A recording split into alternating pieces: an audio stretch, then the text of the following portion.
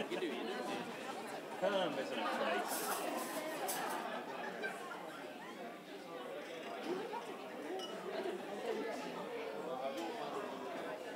That's shoot. Then you've got loot, which is eclectic, whatever.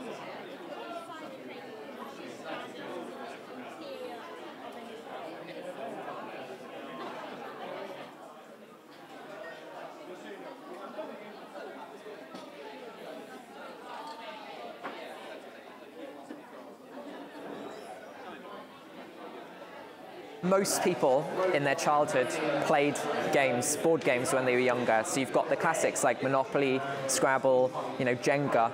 So we have those games here. So a big reason for people coming here is it's a bit quirky. Obviously people hear, oh, board game cafe, what's that? And then they start thinking, oh, those games that they played when they were younger. So they come here and they can play all those games.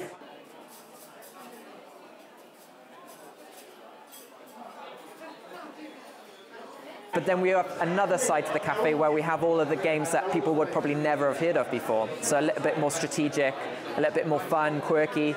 And so we have people who come here to play those games. And especially people who, at home probably don't have a lot of games at their own, in their own homes. So they will come here because we have 700.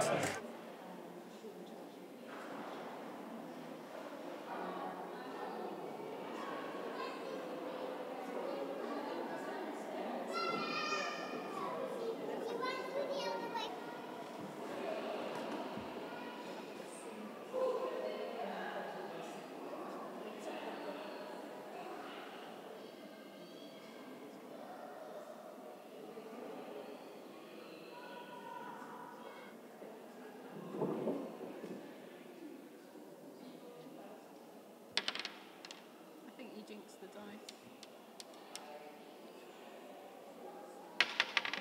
6 again!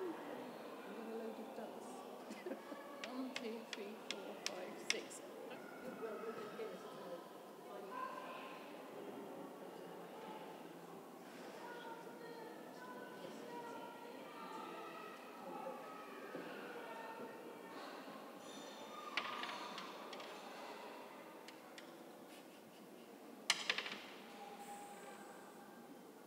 The oldest game that we've got in the exhibition is the game of Senate from ancient Egypt. And we know that goes back to at least 3000 BC.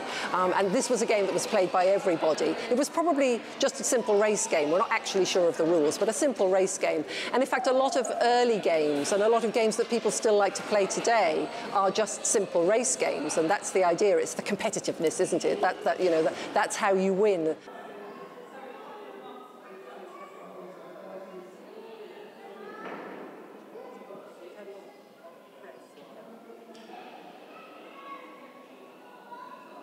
Companies were able to churn out, cheap games, basically.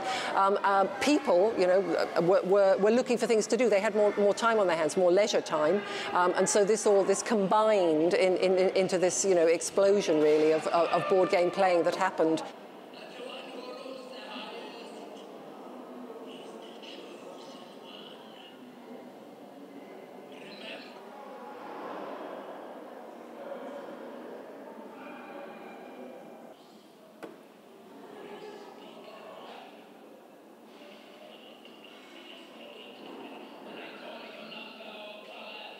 I regard there as being 4 modern classics, and that's Cluedo, Scrabble, Trivial Pursuit, and top of the heap, Monopoly.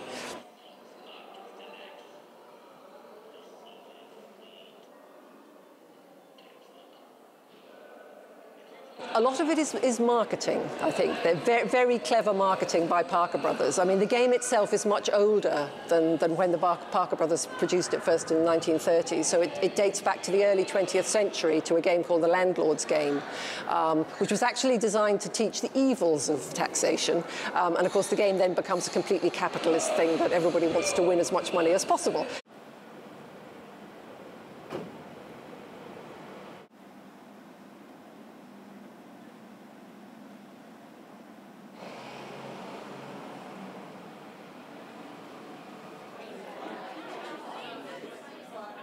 it kind of takes away part of what made socializing fun when you're kind of constantly checking technology. And so there's kind of like this sort of rebellion, I feel like, against digital gaming, digital technology. And that's where board games are perfect, because they offer like full-on interaction with people that, friends, and also it's fun. The whole point of board games is that they're fun.